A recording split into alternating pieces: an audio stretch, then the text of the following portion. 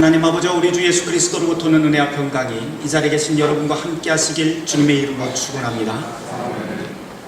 오늘 교회로 복음서 말씀은 가나안 여인 이야기입니다. 귀신 들린 자기 딸을 고쳐달라고 매달리자 예수님이 그 소원을 들어주시는 사건이죠.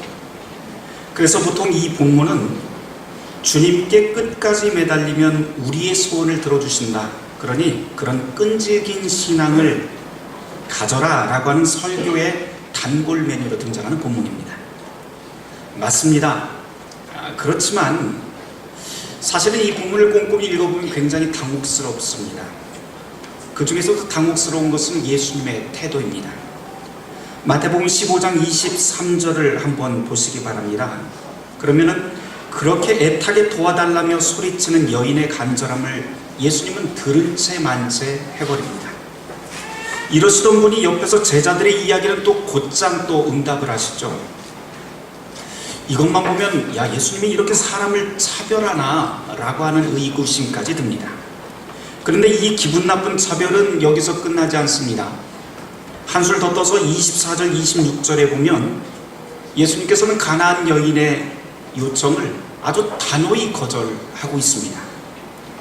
심지어 이 여인을 개에 비유하는 모습을 보면 과연 우리가 믿고 있던 그 예수님이 맞나 그렇게 싶을 정도입니다.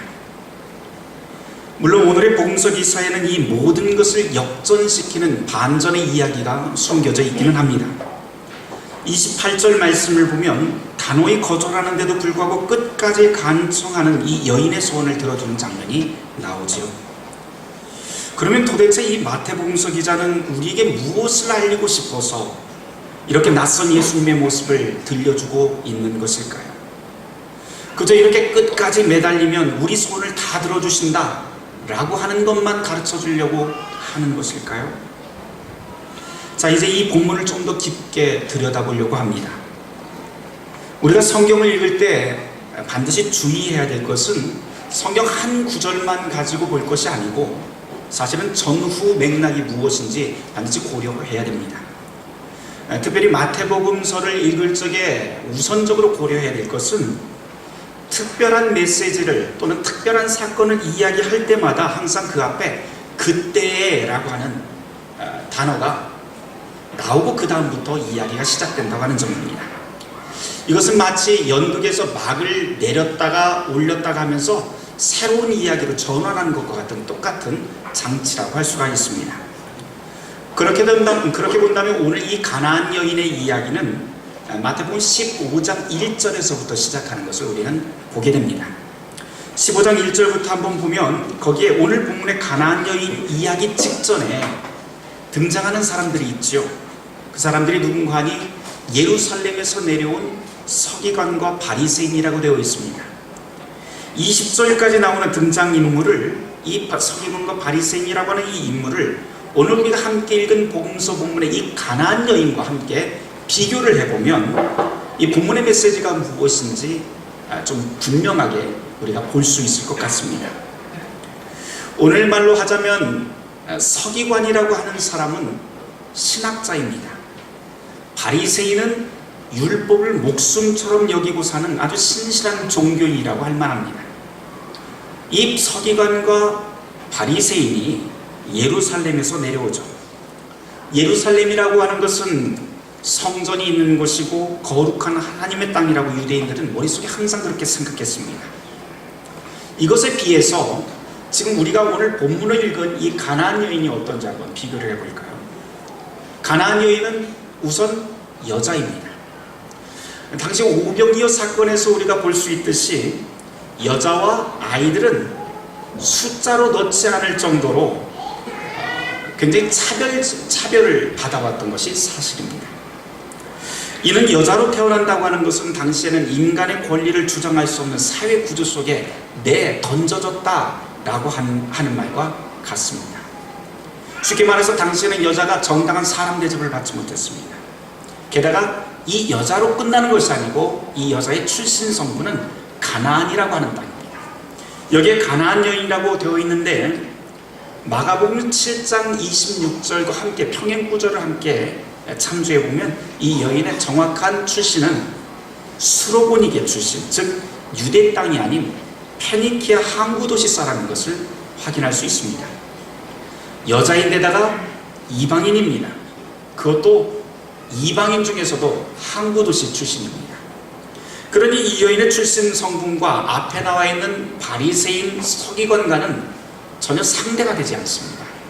마태복음서 기자는 의도적으로 이렇게 두 부류를 아주 강하게 대조를 해서 예수님께서 원하시는 믿음, 하나님께서 우리에게 원하시는 그 메시지가 무엇인지 밝혀주려고 하는 것 같습니다. 유대인들은 하나님의 선택받은 백성이라고 말을 합니다. 그리고 이방인은 지옥에 간다고 말합니다. 이걸 우리식으로 말해서 풀면 마치 예수천당 불신지옥이라고 하는 것과 같은 이분법적 도식이 이 안에 숨겨 있습니다. 그런데 어찌되었든 예수님은 마지막에 이 사건 말미에서 이 여인의 간청을, 이 대접받지 못하는 이 여인의 간청을 들어주시고 그 딸을 치료해 주십니다. 유대인의 관점에서 보자면 아주 파격적인 행동입니다. 지금 예수님 우리가 은연중에 구분하고 차별하는 모든 도식을 이 말씀을 통해서 깡그리 다 부숴버립니다. 마태복음 15장 전체를 통해서 보여주는 것은 혈통이나 육정, 성별 그 출신으로 천국에 들어갈 자격을 논할 수 없다라고 하는 메시지가 이 마태복음 15장 말씀에 숨어 있습니다. 그럼 무엇으로 우리가 천국에 하나님의 백성이 될 수가 있을까요? 마태복음 15장 1절부터 한번 차근히 보려고 해요. 거기에 보면 바리새인과 서기관들이 예수님께 제자들이 전통을 지키지 않는다고 불평하는 장면이 나옵니다. 그러자 예수님께서 뭐라고 하냐면 십계명을 들어서 야, 너희들은 하나님이 명령하신 십계명을 지키지도 않으면서 도리어 사람이 만든 전통을 가지고 지킨다 안 지킨다 그렇게 들먹거리느냐? 라고 하면서 반문을 하십니다. 여기 나와 있는 전통이라고 하는 것은 일종의 사람들이 그어놓은 경계선이고 울타리라고 할 수가 있습니다. 그러고는 7절에서 이런 사람들을 향해서 이 전통만을 이야기하고 있는 이 사람들을 향해서 예수님이 뭐라고 말씀하시냐면 외식하는 자들이라고 단언하십니다. 여기서 외식이라고 하는 말이 집 밖에서 먹는 그런 바깥에서 먹는 외식 아닙니다. 여기에서 외식이라고 하는 말은 이중적이다라고 하는 뜻입니다. 그래서 외식한다고 하는 말은 하나님을 믿는다 하면서 하나님을 시금석으로 삼아서 살지 않고 말씀이 아니라 사람들이 그어놓은 그 선을 붙들고 사는 사람이라고 하는 뜻입니다. 그런 다음에 예수님께서 이 본문에서 그 이후에 제자들에게 계속해서 무엇을 말씀하시냐면 입에서 나오는 말 그리고 마음이라고 하는 단어를 대조적으로 계속해서 사용하면서 하나님 백성에게 가장 중요한 것은 외모나 형식 또는 전통, 육정이나 혈통이 아니라 마음의 중심이 가장 중요하다라고 하는 것을 가르칩니다. 하나님은 우리의 마음의 중심을 보시고 구원하신다라고 하는 메시지를 예수님께서 거듭 강조합니다. 누가 뭐라고 해도 우리에게는 그리스도 예수님께서 지금 보여주시고 있는 이 말씀이 우리에게 기쁜 소식이 됩니다. 제 아무리 선민이고 정통이라고 아무리 떠들어봐야 그 마음의 중심이 하나님의 법도 위에 서 있지 않다면 그것은 헛된 신앙입니다. 마태복음 15장에서 예루살렘 출신 사람들 그리고 이 예루살렘 출신 사람들과 가나안 출신 여인을 비교하면서 보여주고 있는 이야기가 바로 이것을 가르칩니다. 마음의 중심을 진심으로 하나님 앞에 내어놓는 것, 이것을 성경은 믿음이라고 가르칩니다. 예수님은 바로 이 진심 어린 믿음을 보십니다. 그러나 여러분 오해하지 마십시오. 하나님은 우리가 믿음이라고 하는 말로 우리의 소원을 성취시키는 그런 도깨비 방망이 아닙니다. 우리가 하나님 앞에 해야 될 일은 진심으로 하나님을 신뢰하는 것, 자기의 힘을 빼고 온전히 하나님에 대한 소망으로 우리 마음을 채우는 것, 그것이 바로 믿음이라고 말하기 때문입니다. 이렇게 하나님 앞에 자기의 마음의 중심을 내어놓는 사람은 내 안에 희망이 없구나 라고 하는 것을 깨닫고 울게끔 되어 있습니다. 그 우는 자리에, 내가 희망이 없는 자리에 하나님의 위로가 찾아옵니다. 왜냐하면 하나님의 다른 이름은 사랑이기 때문입니다.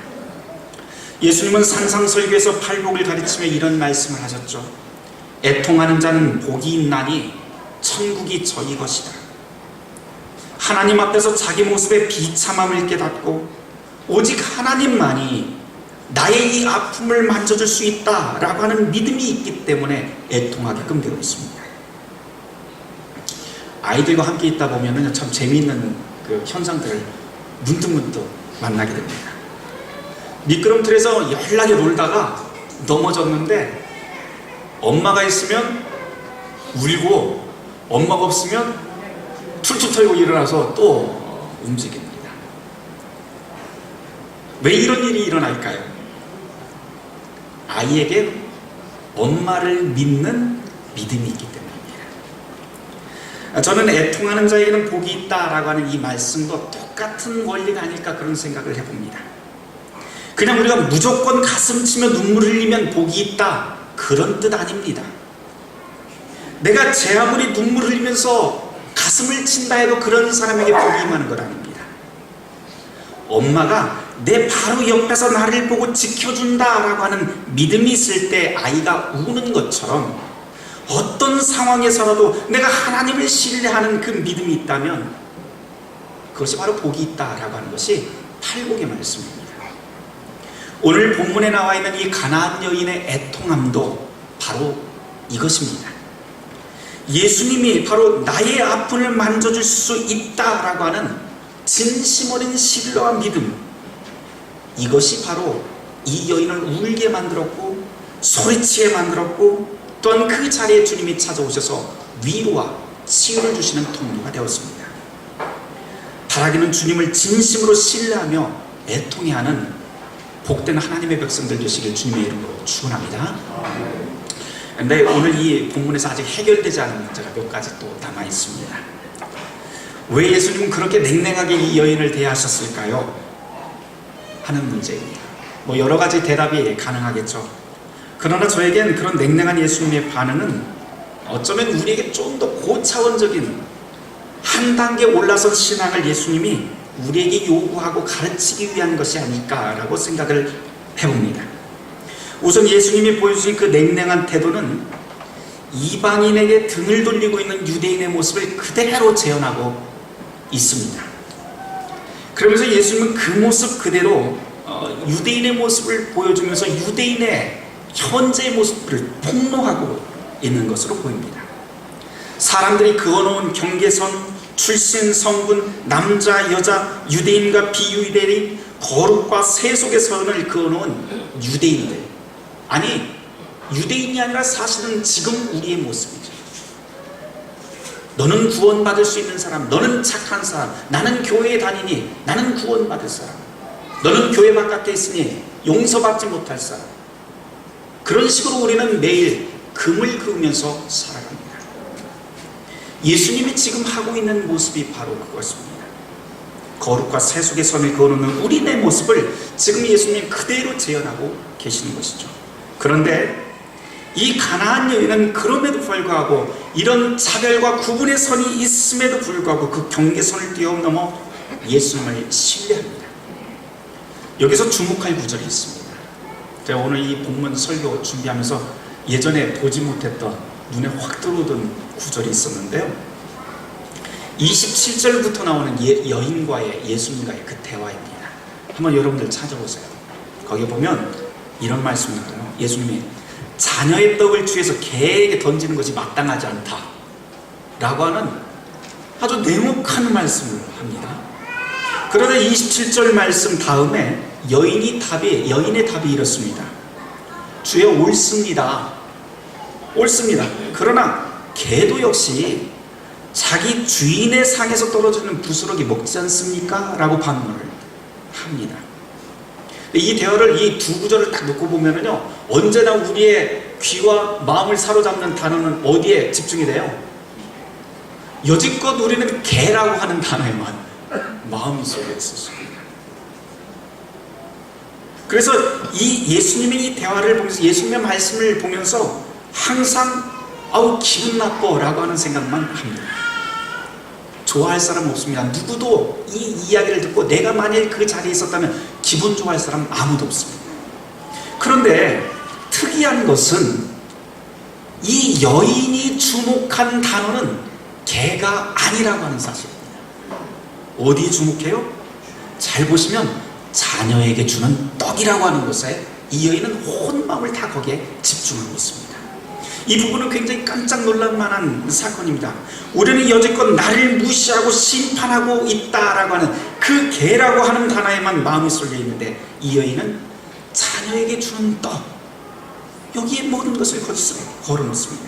그 다음 구절 볼까요? 28절 말씀인데 함께 읽어보도록 하죠. 같이 읽어보겠습니다. 이에 예수께서 대답하여 이르시되 여자여 내 믿음이 크도다 내 소원대로라 되리라 하시니 그때로부터 그의 딸이 나으니라. 여기서 예수님이 칭찬하시고 있는 진짜 믿음의 정체가 드러납니다. 저는 여기서 믿음의 두 가지 특징을 한번 제가 갈라놓아 봤어요. 첫째는 우리가 믿는 하나님은 진노와 심판의 하나님이 아니라 사랑과 복된 소식, 기쁨의 소식, 자유의 소식을 우리에게 전하시는 하나님이다 라고 하는 진리입니다. 예수님의 말씀 한가운데 그 짧은 구절 한가운데 개와 떡이라고 하는 것이 함께 들어가 있습니다. 그런데 여인은 저주와 수치의 상징인 개가 아니라 떡을 주시는 예수님을 신뢰합니다. 마틴 루터가 대교리 문답 10계명 해설에서 누누이 가르치고 있는 것도 똑같은 내용이죠. 출애굽기 20장 5절에서부터 6절 말씀이 이렇습니다. 나 내 하나님 여호와는 질투하는 하나님인즉 나를 미워하는 자의 죄를 갚되 아버지로부터 아들에게 몇 대까지 이르게 한다? 아시는 분? 3대까지 이르게 한다. 나를 사랑하지 않고 율법을 지키지 않는 사람은 내가 3대까지 그 죄를 묻겠다라고 하십니다. 그런데 그 다음 구절로 넘어가면 나를 사랑하고 내 계명을 지키는 자에게는 몇 대까지 은혜를 베푼다? 1000대까지 은혜를 베푼다, 이렇게 되겠습니다. 그래서 마틴 루터는 대교리 문답서에서 이 말씀을 인용하면서 이렇게 말해요. 하나님의 심판이라고 하는 것은 3, 4대에 이르지만 그분이 우리에게 베푸시는 은혜와 복은 1000대까지 이른다. 그래서 이 말씀은 십계명에서 우리에게 하고 있는 이 말씀은 우리에게 심판의 하나님을 보게 하는 것이 아니라 오히려 우리에게 은총의 하나님, 우리를 사랑하시고 끝까지 우리에게 복을 주시는 그 하나님을 우리에게 알려주는 것이 바로 이 구절이다 라고 하면서 해설하는 대목이 나옵니다. 그래서 신앙이라고 하는 것은 우리에게 사랑을 주시는 그 하나님을 끝까지 신뢰하는 것을 바로 우리의 신앙이라고 루터는 가르칩니다. 지금 우리 복음서 본문으로 다시 돌아볼까요? 복음서 본문에서 가나안 여인이 보여준 태도가 바로 이것입니다. 수치와 저주의 예수를 찾아온 것이 아니라 지금 이 여인은 위로와 치유, 바로 자녀에게 떡을 주시는 그 예수님을 찾아온 것이죠. 그 때문에 예수님은 그 이야기를 듣자마자 곧바로 28절 말씀에서 여자여 네 믿음이 크도다 라고 말씀하십니다. 그리고는 그 소원대로 딸을 치유해 주시죠. 하나님을 믿는다는 것, 우리가 기독교 신앙을 가진다는 것은 바로 이런 것입니다. 진노의 하나님이 아니라 두려워 떨며 공포에 질려서 우리가 신앙생활을 하는 것이 아니라 사랑과 위로를 주시는 그분 안에서 자유를 만끽하면서 살아가는 것, 그것이 바로 예수님이 우리에게 가르쳐 주신 믿음의 본질입니다. 또 한 가지 이 구절에서 건져낼 수 있는 믿음의 특징이 있습니다. 그것은 일명 프로테스탄트 신앙이라고 할 만합니다. 지금 이 가나안 여인은요, 사람들이 그어놓은 차별, 구별이라고 하는 그 전통과 통념의 선 앞에서 끝까지 저항합니다. 이것을 뛰어넘기 위해서 사투를 벌입니다. 이 모습을 보고 예수님은 너의 믿음이 크도다 라고 선언합니다. 종교개혁의 역사가 바로 이런 것 아닙니까? 아무도 질문하지 않던 미신과 구습의 세계, 그리고 그리스도에 대한 믿음 하나로 도전하고 개겼던 사건, 그리고 사람의 권위로 장벽을 쌓아올린 교회에 도전하고 갱신을 외쳤던 그 사건, 그것이 바로 우리가 개신교 역사라고 말하고 있는 바로 프로테스탄트 사건입니다. 이것이 종교개혁의 역사입니다. 그러고 보면 지금 이 자리에 있는 우리 모두는 이 가나안 여인이 지금 하고 있는 그 신앙 위에서 종교개혁의 선상에서 우리가 바로 서 있는 것입니다. 그런데 이렇게 개기고 저항하는 프로테스탄트의 신앙엔 또 한 가지가 중요한 것이 전제되어 있습니다. 그것은 다름 아니라 우리가 하나님을 향한 믿음 중요합니다. 그러나 그보다도 더 중요하고 그보다도 앞선 믿음이 하나 있는데, 그것은 바로 우리를 향한 하나님의 믿음입니다. 저와 여러분을 향한 하나님의 믿음입니다. 우리는 보통 믿음 하면 하나님을 향한 내가 하는 믿음만을 생각합니다. 아니요, 사실은 성경에서 그보다도 더 강조되고 있는 것은 저와 여러분을 향한 하나님의 믿음입니다. 오늘 본문에서 보면 오직 당신만이 해결할 수 있습니다 라고 하는 것이 가나안 여인의 믿음이지만, 이보다 앞서 있는 것은 너는 내 자녀다, 내가 너를 사랑한다 라고 하는 우리를 향한 하나님의 사랑입니다. 나를 믿어주는 예수님의 믿음, 그리고 예수를 믿는 나의 믿음, 이 두 믿음이 만나서 진짜 사건을 일으킵니다. 예수님이 이런 믿음, 우리를 향한 믿음, 나를 믿어주고 나를 신뢰해주는 그 믿음을 가질 수 있는 이유가 어디 있을까요? 오늘 우리는 사도서관 말씀인 로마서 11장 말씀을 읽었는데 11장 29절 말씀입니다. 거기에 보면 이렇게 나와 있습니다. 하나님의 은사와 부르심에는 후회하심이 없느니라. 하나님의 은사와 부르심에는 결코 후회함이 없다. 로마서 11장 25절에서 또 36절까지 말씀 꼼꼼히 여러분들이 묵상해 보시면 알겠지만, 오늘 복음서 본문과 마찬가지로 유대인과 이방인의 문제, 구별과 차별의 문제를 다룹니다. 누가 그리고 어떻게 구원을 받을 것인가, 이런 것을 가르치는데 사도 바울은 이 문제에 대한 확신을 가지고 우리에게 이렇게 전합니다. 하나님의 은사와 부르심에는 후회하심이 없다. 이방인이든 유대인이든 우리가 만든 구별과 차별의 선을 기준으로 삼지 않고 오직 한 가지, 하나님의 은사와 부르심에는 후회하심이 없다라고 하는 하나님의 신실하신 언약, 그 약속이 중요하다고 사도 바울은 우리에게 강조합니다. 그러므로 우리 시선을, 우리가 신앙을 가지고 있는 신앙의 신선을 바로 이 선하신 약속에 고정하라고 성경은 우리에게 가르치고 있는 것입니다. 이 약속 2000년 전에만 주어진 것이 아니고 바로 지금 이 자리에 있는 저와 여러분에게 동일하게 주어져 있습니다. 사랑하는 성도 여러분, 저와 여러분은 주님이 부르셨습니다. 그리고 그 부르심에는 후회가 없습니다.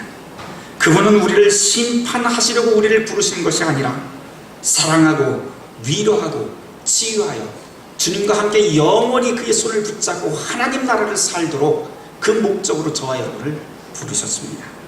이 약속을 마음으로 굳게 믿고 우리를 가로막고 있는 모든 구별과 차별의 담, 억울함에 대해서 담대히 맞서는 그리스도인이 되시길 주님의 이름으로 축원합니다.